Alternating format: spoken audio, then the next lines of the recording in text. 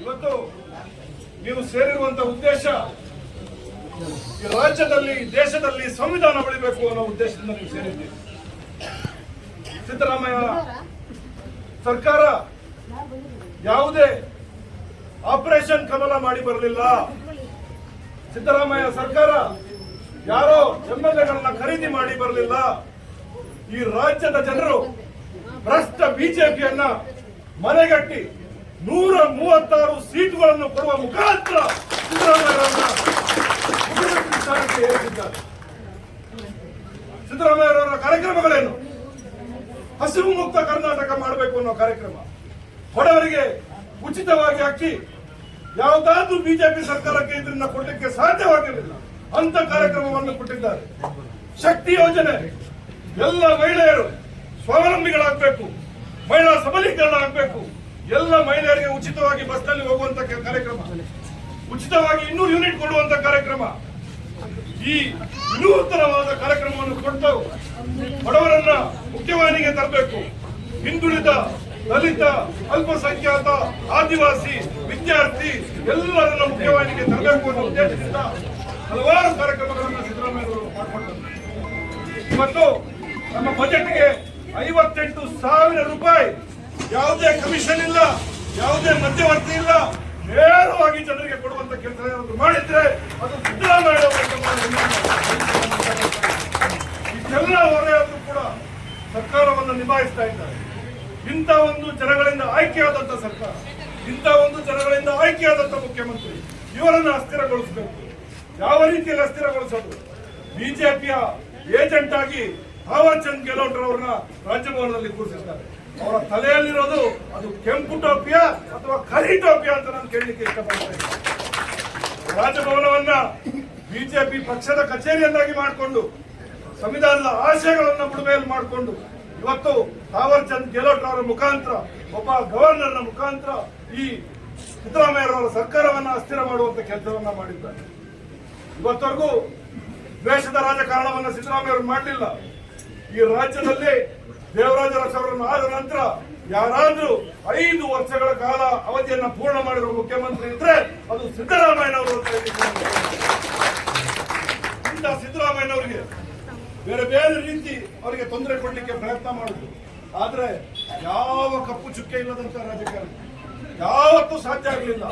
ಈಗ ಅವರ ಮುಖಾಂತರ ಒಂದು ಮೂಢ ಹಗರಣವನ್ನು ಅವರ ತಲೆಗೆ ಕಟ್ಟುವ ಪ್ರಯತ್ನವನ್ನ ಮಾಡ್ತಾ ಇದ್ದಾರೆ. ಅವರ ಹೆಂಡತಿಗೆ ಯಾವುದೋ ಕಾಲದಲ್ಲಿ ಆಗಿರುವಂತ ಮೂಢ ಹಗರಣದ ಮೂಢ ಕೊಟ್ಟಿರುವಂತ ಜಮೀನಿನ ವಿಚಾರ ಇಟ್ಕೊಂಡು, ಆ ಕಾಲಘಟ್ಟದಲ್ಲಿ ಸಿದ್ದರಾಮಯ್ಯನವರು ಮುಖ್ಯಮಂತ್ರಿ ಆಗಿರಲಿಲ್ಲ, ಯಾವ ದಾಖಲೆ ಕೂಡ ಇವರ ಹತ್ರ ಇಲ್ಲ. ಹೈಕೋರ್ಟ್ನ ಆದೇಶ ಕೂಡ ಸಿದ್ದರಾಮಯ್ಯನವರ ಧರ್ಮಪತ್ನಿಯ ಪರ ಇದೆ. ಈ ಎಲ್ಲ ಆದೇಶವನ್ನ ಇಟ್ಟುಕೊಂಡು ಒಂದು ಡೋಂಗಿ ಪಾದಯಾತ್ರೆಯನ್ನ ಮಾಡಿ ಜನರು ಇವರಿಗೆ ಚೀ ತೂ ಅಂತ ಹೋಗುವ ಪ್ರಸಂಗ ಕೂಡ ಈ ರಾಜ್ಯದಲ್ಲಿ ಹೋಗುವಾಗ ಜೊತೆಯಾಗಿ ಹೋದ್ರು. ಆ ಪಾದಯಾತ್ರೆ ಮುಗಿಯುವ ಸಂದರ್ಭದಲ್ಲಿ ಬಿಜೆಪಿ ಮನೆ ಒಂದು 3 ಬಾಗಿಲು ಆಗಿರೋದನ್ನ ನಾವೆಲ್ಲ ನೋಡಿದ್ದೇವೆ. ಇವತ್ತು ವಿಜೇಂದ್ರರವರು ಏನಾದ್ರೂ ಶಾಸಕರಾಗಿದ್ರೆ ಅದು ಕಾಂಗ್ರೆಸ್ ಪಕ್ಷ ಕೊಟ್ಟ ಭಿಕ್ಷೆ ಅಂತ ಹೇಳಲಿಕ್ಕೆ ಇಷ್ಟಪಡ್ತಾ ಇದ್ದಾರೆ. ಇದು ನಾನು ಹೇಳಿರೋ ಮಾತಲ್ಲ, ಇದೇ ಪಕ್ಷದ ಶಾಸಕರಾಗಿರುವಂತಹ BP ಹರೀಶ್ ಅವರು ಹೇಳಿದ್ದಾರೆ. ಬಿಜೆಪಿಯ ನಮ್ಮ ರಾಜ್ಯಾಧ್ಯಕ್ಷರು MLA ಆಗಿದ್ರೆ ಅದು ಕಾಂಗ್ರೆಸ್ ಪಕ್ಷ ಕೊಟ್ಟ ಭಿಕ್ಷೆ, ನೀವು ತಕ್ಷಣ ರಾಜೀನಾಮೆ ಕೊಟ್ಟು ಮರುಚುನಾವಣೆಗೆ ಬನ್ನಿ ಅಂತ ಅವರ ಶಾಸಕರು ಹೇಳಿದ್ದಾರೆ. ಬಿಜೆಪಿ ಅಂದ್ರೆ ಭಿಕ್ಷುಕರ ಜನತಾ ಪಾರ್ಟಿ ಅಂತ ಹೇಳಲಿಕ್ಕೆ ನಾನು ಇಷ್ಟಪಡ್ತಾ ಇದ್ದೇನೆ. ಎಲ್ಲಿ ಅಧಿಕಾರ ಸಿಗುತ್ತೆ ಅಲ್ಲಿ ತಟ್ಟೆ ಹಿಡ್ಕೊಂಡು ಪ್ರತ್ಯಕ್ಷ ಆಗ್ಬಿಡ್ತಾರೆ. ಯಾವ ವ್ಯವಸ್ಥೆಯಲ್ಲಾದ್ರೂ ಸಂವಿಧಾನಿಕವಾಗಿ ಆಯ್ಕೆಯಾದ ಪಕ್ಷವನ್ನ ಬುಡಮೇಲು ಮಾಡುವಂತ ಪ್ರಸಂಗವನ್ನು ಕೈ ಹಾಕಿದ್ದಾರೆ. ಇವತ್ತು ಈ ಗವರ್ನರ್ಗೆ ಈ ವೇದಿಕೆ ಮುಖಾಂತರ ನಾವು ಒಂದು ಎಚ್ಚರಿಕೆಯನ್ನ ಕೊಡ್ತಿದ್ದೇವೆ. ಸಂವಿಧಾನವನ್ನು ಬುಡಮೇಲು ಮಾಡುವಂತ ಪ್ರಯತ್ನ ನೀವು ಹೀಗೆ ಮುಂದೆ ಬರೆದ್ರೆ ಮುಂದೊಂದು ದಿನ ನಿಮ್ಮ ರಾಜಭವನಕ್ಕೆ ನಾವು ಮುತ್ತಿಗೆ ಹಾಕೋಬೇಕಾಗಿ ನಿಮ್ಮಲ್ಲಿ ಹೇಳ್ತಾ ಇದ್ದೇವೆ. ಯಾವುದೇ ಕಾರಣಕ್ಕೂ ಇಂಥ ಒಬ್ಬ ಧೀಮಂತ ನಾಯಕರನ್ನ ನಾವು ಅವರ ಬೆಂಬಲಕ್ಕೆ ಸದಾ ಕಾಂಗ್ರೆಸ್ ಕಾರ್ಯಕರ್ತರು ನಿಲ್ಲಬೇಕು. ಯಾಕೆ ಸಿದ್ದರಾಮಯ್ಯ ಬೇರೆ ಇಷ್ಟು ದ್ವೇಷ? ಯಾಕೆ ಒಬ್ಬ ಹಿಂದುಳಿದ ವರ್ಗದ ನಾಯಕ ಈ ರಾಜ್ಯದ ಮುಖ್ಯಮಂತ್ರಿ ಆಗಬಾರ್ದಂತ? ಒಬ್ಬ ದಲಿತ ಸಮುದಾಯದವರು ಯಾರಾದ್ರೂ ಅವಕಾಶ ಕೊಡಬಾರ್ದು ಅಂತ? ಇವತ್ತು ಯಾವ ರಾಜ್ಯದಲ್ಲಿ ಹಿಂದುಳಿದ ದಮನಿತ ಸಮುದಾಯಕ್ಕೆ ಸೇರಿದಂತ ಮುಖ್ಯಮಂತ್ರಿಗಳಿದ್ದಾರೆ ಅವ್ರನ್ನೆಲ್ಲರನ್ನು ಜೈಲು ಕಟ್ಟುವ ಕೆಲಸವನ್ನ ಮಾಡ್ತಿದ್ದಾರೆ. ಮುಂದೆ ಇದೇ ಪ್ರಸಂಗಗಳು ಮುಂದುವರೆದ್ರೆ ಇವತ್ತೇನು ಬಾಂಗ್ಲಾದೇಶದಲ್ಲಿ ಆಗಿದೆ, ಇವತ್ತೇನು ಶ್ರೀಲಂಕಾದಲ್ಲಿ ಆಗಿದೆ, ಆ ದಿನ ಭಾರತದಲ್ಲೂ ಆಗ್ಲಿಕ್ಕಿದೆ ಅನ್ನೋ ವಿಚಾರವನ್ನು ನಿಮ್ಗೆ ಹೇಳಲಿಕ್ಕೆ ಇಷ್ಟಪಡ್ತಾ ಇದ್ದು, ಎಚ್ಚರಿಕೆಯಲ್ಲಿ ಮೋದಿ ಸರ್ಕಾರದವರೇ ಮುಂದಿನ ದಿನಗಳಲ್ಲಿ ಒಂದು ಜನಾಂದೋಲನ ನಿಮ್ಮ ವಿರುದ್ಧ ಆಗ್ಲಿಕ್ಕಿದೆ. ಆ ಅವಕಾಶವನ್ನು ಮಾಡಿಕೊಡ್ಬೇಡಿ. ಭಾರತದ ಶಾಂತಿಯನ್ನ ಕಾಪಾಡಿ, ಭಾರತದ ಸಂವಿಧಾನವನ್ನ ಕಾಪಾಡಿ ಅನ್ನೋ ಮಾತುಗಳನ್ನು ಹೇಳ್ತಾ ಈಗ ರಾಷ್ಟ್ರಪತಿಯವರಿಗೆ ನಮ್ಮ ಮನವಿಯನ್ನ ಕೊಡ್ತಿದ್ದೇವೆ. ತಹಸೀಲ್ದಾರ್ ಅವರ ಮುಖಾಂತರ ಈ ಮನವಿಯನ್ನ ರಾಷ್ಟ್ರಪತಿಗೆ ತಲುಪಿಸುವಂತ ಕೆಲಸ ಮಾಡಿ. ಬೋಲೋ ಭಾರತ್ ಮಾತಾ ಕಿ ಜೈ ಹಿಂದ್, ಜೈ ಹಿಂದ್, ಜೈ ಹಿಂದ್, ಜೈ ಹಿಂದ್, ಜೈ ಹಿಂದ್, ಜೈ ಹಿಂದ್, ಜೈ ಸಂವಿಧಾನ, ಜೈ ಸಂವಿಧಾನ, ಜೈ ಸಂವಿಧಾನ, ಜೈ ಸಂವಿಧಾನ, ಜೈ ಸಂವಿಧಾನ, ಜೈ ಸಂವಿಧಾನ, ಸಿದ್ದರಾಮಯ್ಯಗೆ ಜೈ, ಸಿದ್ದರಾಮಯ್ಯಗೆ ಜೈ, ಕಾಂಗ್ರೆಸ್ ಸರ್ಕಾರಕ್ಕೆ ಜೈ,